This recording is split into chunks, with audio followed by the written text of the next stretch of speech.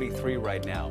World War II ended more than 75 years ago, but for some in our country, the scars from that traumatic time remain to this day. One Michigan State professor is unearthing untold stories of survivors of the atomic bombings, and she joins us this morning. Professor Naoko Wake is here. Good morning to you. Good morning. All right, so we all know how World War II ended, and we know about the atomic bombs being dropped. It ended the war. But the long-lasting impact of that event, and you've done a real deep dive into this. How did the atomic bombs destroy the lives, not only of the Japanese, but also of American people? Yeah, so if you think about long history of Asian immigrants in America, it really shouldn't surprise any of us that there are thousands of Japanese American citizens in either cities of Hiroshima and Nagasaki as of 1945. Immigrants go back and forth. Their parents, their grandparents, their extended family members may fall ill and children may want to go see them. Or maybe there are family business to attend to for their parents to go back to Japan, so their children go back together. So many of them became trapped in Japan as of 1941 when the war started between Japan and America. So there are many people who originated from America who happened to be in Japan in 1945. And there are many Korean Americans as well.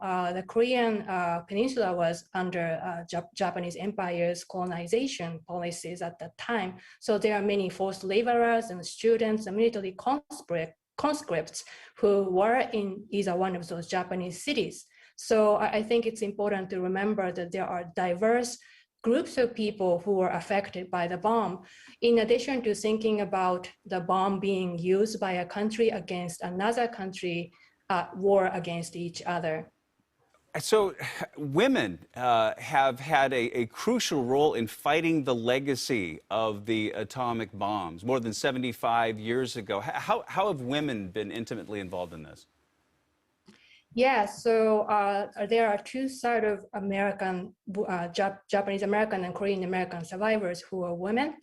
And because of that population proportion, they often took leadership roles in advocating for their rights and recognition vis-a-vis the United States government. Back in 1960s and 1970s, their activism was at its peak, and many women played leading roles by serving as president and vice presidents of survivors' organizations, and also serving as public faces. They spoke to the newspaper, media, and also representatives both in the state of California and the United States government to make sure that their concerns, especially around recognition and treatment of radiation illnesses, are recognized appropriately. Unfortunately, their effort did not bear fruit. United States government still does not recognize American survivors and their existence and their sufferings. But women have been a huge driving force in making American survivors' voice at least heard by the American public.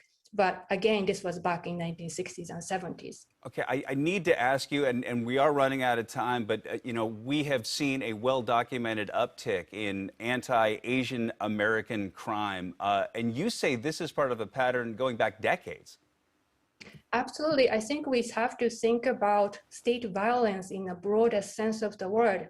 So it includes things like police brutality against people of color, especially African American communities, and also Latino Chicana communities as well. But also it has been directed against a PIRA community or AAPI community here in the United States.